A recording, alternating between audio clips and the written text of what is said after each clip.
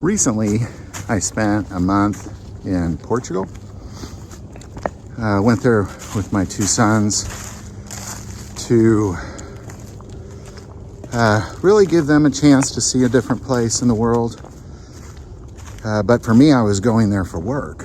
I was going there to feed homeless people because, there's a bunch in really every city you go to, Porto, Lisbon, Braga, Coimbra, they all have homeless people there. And it's just, God said, do it, and then they were like, I'd like to go. So it all kind of came together and we went. And while I was there, I ended up meeting and working with a bunch of Brazilians who were there specifically to do that too. It was really kind of a wonderful, divine meeting, so to say. But something I kind of learned there, and it's something that I learned here, but I really learned it there, was that when people look at my channel, maybe for the first time, they pass a lot of judgment on me, and they often try to shame me, try to debate me, get angry at me. And when people ask what I do, I'm like, I don't want to say, you'll judge me. And they're like, no, I won't. And then they do. And the hard part is that I don't win either way.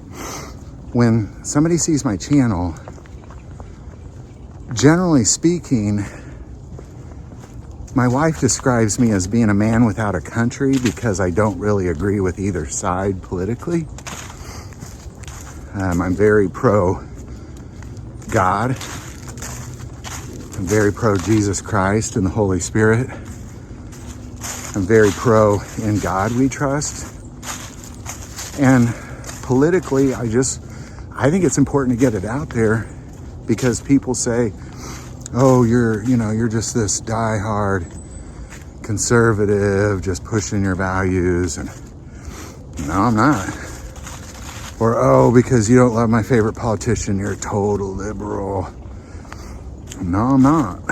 Like, I don't agree with either side on most everything.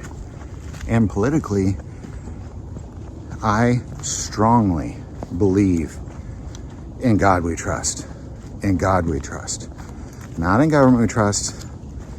I almost wish I lived back in the day where all you did was get a newspaper once a week, delivered by train or something.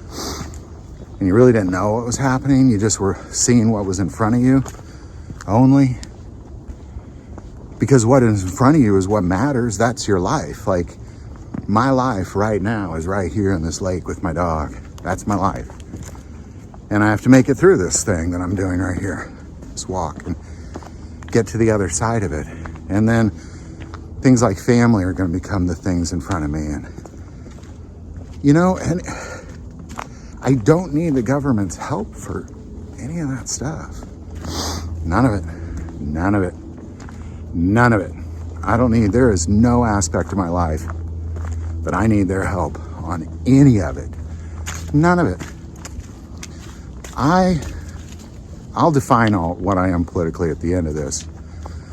But I am always happiest when the government is shut down.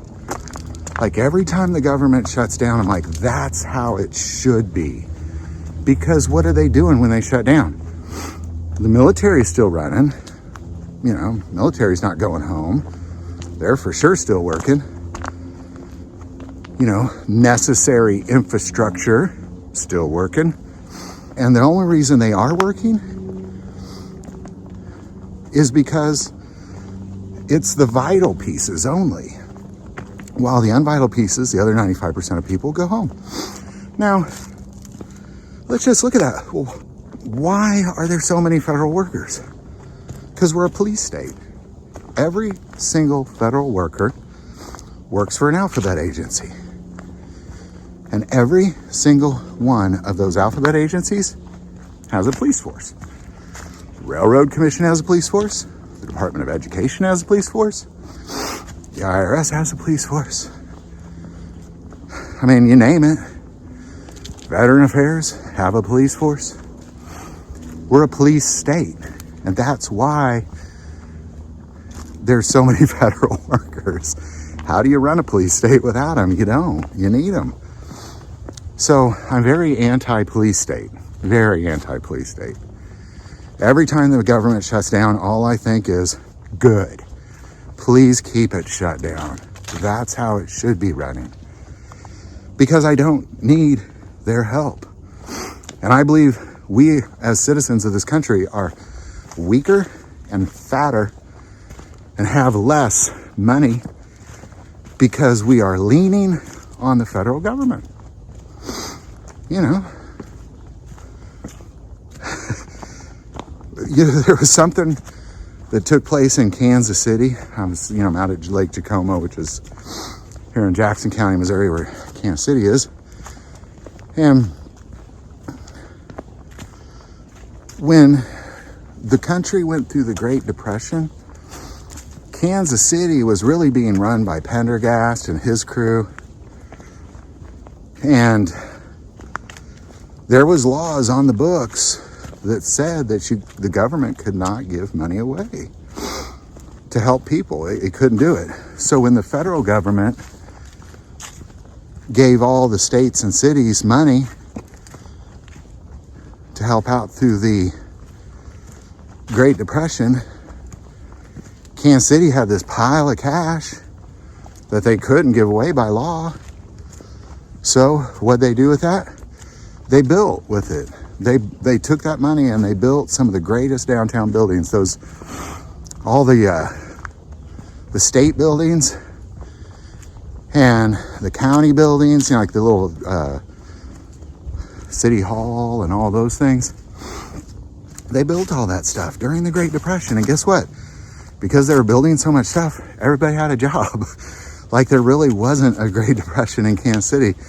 Because I know in a roundabout way, you could say that they leaned on the federal government, but really it was a bunch of mobsters just taking money from the federal government and, you know, creating projects built with concrete that they own, the concrete companies. You know, it was, but the citizens worked. You know, they all worked and nobody got a free penny. They had to work for their money. You know, it's what this country was built on. The thing I love about this country is you can come here as a penniless Chinaman, and by the end of the first week, you could be a billionaire if you play your cards right. You know, but it's becoming less of that because we're a police state.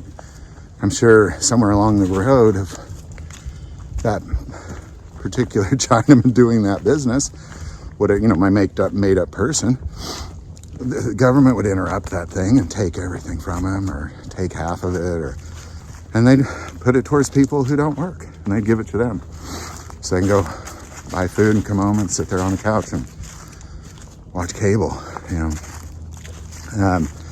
So we become a weak nation because of that. And so I guess I share all this with you because this is what I believe.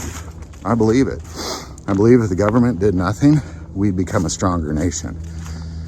Have a good military, make the road straight, and pretty much just shut up.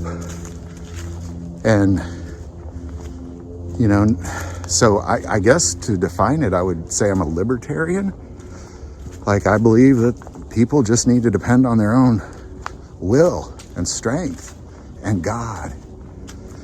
You know, I mean, if you're the type of person that leans on God, you're never going to need handouts ever, period. You know, and the more you lean on him, the more those blessings flow, man. And if we were a country that did that, where when times got hard, they leaned on God and not applying for grants and stuff and leaning on the government, imagine how strong of a nation we would be. It'd be incredible. But nope, in government we trust. So I don't like either side. This last election, I was really kind of hoping they both lose, to be honest. But when I went and voted, I won't tell you who I voted for, but I almost wrote somebody in. And I was about to write in my good friend, Will Beeden. And all that really is, it spells out will be done. His will be done. I mean, I really did. I almost wrote in Will Beeden. But I thought, my wife would kill me if I don't. If I did that. But I did, because it was his will. That's all I cared about. Whoever God wants to win is who I want to win. And that doesn't matter what I want. My vote doesn't even matter when you look at it that way. You know, I think it's important we do our civic duty, but in the end, his will be done. He anoints the kings. You either trust him or you don't. As for me, I trust him. I greatly trust him. And I don't trust people. Whoever won, I wouldn't have trusted them. That's why I just don't pay attention to them. I don't want their help. Have a good military, have straight roads, and shut up. Is my vote. So there you go, man. I just want to set the record straight, because I think people, anytime I don't agree with every single thing they say, they make a lot of assumptions. And a lot of times when people see my channel for the first time, they judge me, and it's okay. I'm just a man without a country, because I think both sides kind of get angry at me when I make videos like this. You know, I'm kind of like you know, you're neither one, so therefore they both don't like you. I get a lot of that. I mean, here's what I'll say, 98% of the people are loving and kind towards me on this channel. But when, you know, you look at the things about people just making statements about me politically as if they think they know me, you know, I'm sure you don't. Because in the end, I bet you're still wondering, well, who do you vote for? You know, I'm not going to tell you. But I almost wrote in Will, my good friend Will. His will be done. And his will was done, you know. That's what his will was. He anoints the king. So I'm good with that, whoever it was. So I just hope they don't speak or say anything towards anything I'm doing and leave me alone. That's my big hope.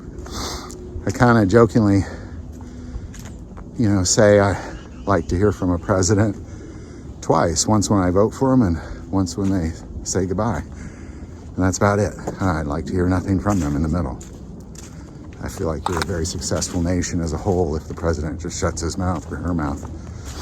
So there you go, man. Any thoughts or insight on any of that? Definitely put it below. I do want to take a moment.